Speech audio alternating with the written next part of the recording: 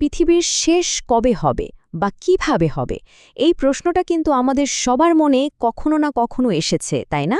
ইসলামী বিশ্বাস অনুযায়ী এই চূড়ান্ত সময় বা কিয়ামতের আগে ৫টি অনেক বড় লক্ষণ দেখা দেবে। চলুন আজ আমরা সেই লক্ষণগুলো নিয়েই কথা বলি, যেগুলো এক অবশ্যম্ভাবী পরিবর্তনের দিকে ইশারা দেয়। এই কথাগুলো কিন্তু একটা গভীর সত্যকে মনে করিয়ে দেয়। কিয়ামত কোনো নোটিশ দিয়ে আসবে না, এর আগমন হবে একেবারে হঠাৎ এবং অনিবার্য। এই যে আকস্মিকতার ধারণাটা, এটাই আমাদের আজকের আলোচনার মূল কেন্দ্রবিন্দু। তো মূল আলোচনায় যাওয়ার আগে চলুন কিয়ামত শব্দটা নিয়ে একটু কথা বলি। সহজ কথায় ইসলামী বিশ্বাসে এটা হলো সেই ফাইনাল দিন, যেদিন এই মহাবিশ্বের সবকিছু ধ্বংস হয়ে যাবে এবং মানবজাতিকে তাদের কাজের হিসাব দেওয়ার জন্য আবার জীবিত করা হবে। তাহলে চলুন দেখে নেওয়া যাক আজ আমরা কি কি বিষয় নিয়ে কথা বলতে যাচ্ছি। আমরা এক এক করে এই লক্ষণগুলো আর এগুলোর পেছনের আসল মানেটা বোঝার চেষ্টা করব। আচ্ছা, তাহলে শুরু করা যাক আমাদের প্রথম লক্ষণটা দিয়ে। এটিকে মানবজাতির জন্য এক বিরাট পরীক্ষা হিসেবে বর্ণনা করা হয়। এমন এক পরীক্ষা যেটা মানুষের বিশ্বাসকে একদম গোড়া থেকে নাড়িয়ে দেবে। প্রথম এবং সম্ভবত সবচেয়ে ভয়ঙ্কর লক্ষণটা হল দাজ্জালের আবির্ভাব। তাকে বলা হয় মহাপ্রতারক। বিশ্বাস করা হয় যে তার আগমনে পৃথিবীতে চরম বিভ্রান্তি আর বিশৃঙ্খলা তৈরি হবে। তো এই দাজ্জালকে একজন ভণ্ড ত্রাণকর্তা হিসেবে বর্ণনা করা হয়, যে এমন সব ক্ষমতা দেখাবে যা দেখে মনে হবে যেন জাদু বা অলৌকিক কিছু ঘটছে। সে এমন একটা সময় আসবে যখন মানুষ থাকবে চরম হতাশায়, আর তাই তার দেখানো অলৌকিকতায় বিভ্রান্ত হওয়াটাও খুব সহজ হবে।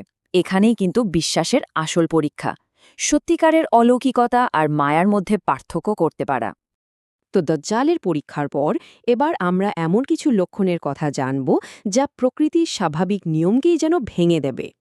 এই লক্ষণগুলো বিশ্বজুড়ে ভয়াবহ বিশৃঙ্খলা আর ধ্বংসযজ্ঞের সূচনা করবে। এরপর যে লক্ষণটার কথা বলা হয় সেটা হলো ইয়াজুজ ও মাজুজ নামের এক বিশাল ধ্বংসাত্মক শক্তির মুক্তি। আচ্ছা, বাইবেলে এদেরকে কিন্তু গগ এবং ম্যাগগ নামেও উল্লেখ করা হয়েছে, যা মানব সভ্যতার জন্য এক বিশাল হুমকি। বলা হয় ইয়াজুজ ও মাজুজ হল এক আদিম আর অদম্য শক্তি। যখন তারা ছাড়া পাবে, তাদের বিশাল সংখ্যা আর ধ্বংসলীলার সামনে কোনো কিছুই টিকতে পারবে না। তারা পৃথিবীর সমস্ত প্রাকৃতিক সম্পদ, নদীর পানি থেকে শুরু করে ফসল পর্যন্ত সব শেষ করে ফেলবে, যা এক ভয়ঙ্কর দুর্ভিক্ষের জন্ম দেবে। এই বিশৃঙ্খলার মধ্যেই আর একটা ভয়াবহ ঘটনার কথা বলা আছে, আর সেটা হলো ৩টি বড় ভূমিধস। এটা কোনো সাধারণ ভূমিধস নয়, বরং এমন বিশাল মাপের ভূমিধস হবে যা আক্ষরিক অর্থে পৃথিবীর মানচিত্রকে ওলটপালট করে দেবে। এই বিশাল ভূমিধসগুলো হবে পৃথিবীর ৩টা আলাদা আলাদা জায়গায়, একটা পূর্বে, একটা পশ্চিমে আর তৃতীয়টা আরব উপদ্বীপে। এই ঘটনাগুলো বিশ্বজুড়ে এক অভূতপূর্ব ধ্বংসযজ্ঞ নিয়ে আসবে, আর প্রকৃতির ওপর মানুষের নিয়ন্ত্রণের যে ধারণা সেটাকে ভেঙে চুরমার করে দেবে।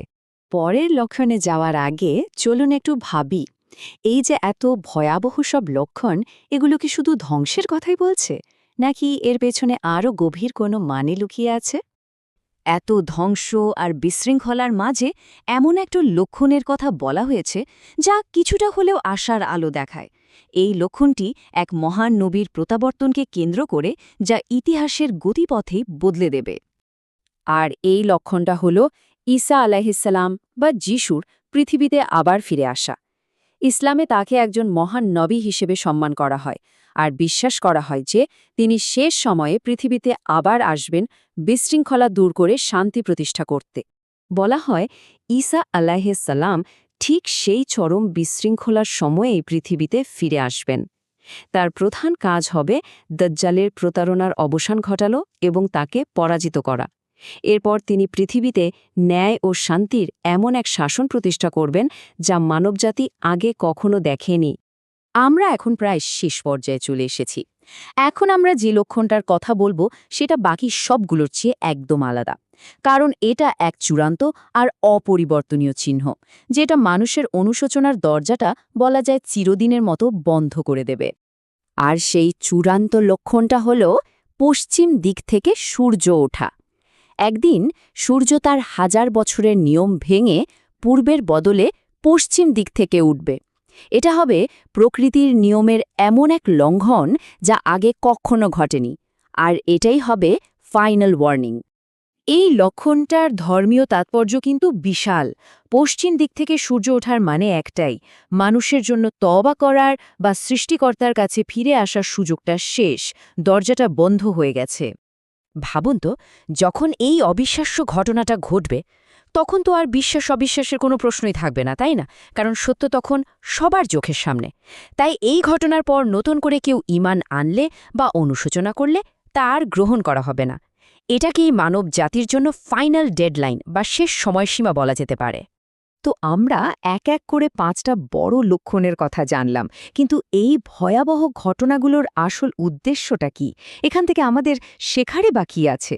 চলুন এখন সেই বিষয়ে একটু ভাবা যাক। দেখুন, এই লক্ষণগুলো কিন্তু শুধু ভবিষ্যতের কোনো ঘটনা বলে দেওয়া না, বরং এগুলো মানবজাতির জন্য একটা গভীর সতর্কবার্তা। এর আসল উদ্দেশ্য হল মানুষকে জীবনের উদ্দেশ্য নিয়ে ভাবতে এবং চূড়ান্ত দিনের জন্য প্রস্তুত হতে উৎসাহিত করা। আসলে পুরো ব্যাপারটাই হল বিশ্বাসের এক চূড়ান্ত পরীক্ষা। শেষ করার আগে একটা প্রশ্ন রেখে যাই। এই যে শেষ সময় নিয়ে নানা বিশ্বাস, এগুলো কি আমাদের আজকের জীবনকে, আমাদের প্রতিদিনের সিদ্ধান্তগুলোকে কোনোভাবে প্রভাবিত করে? এই প্রশ্নটা কিন্তু ভাবার মতো।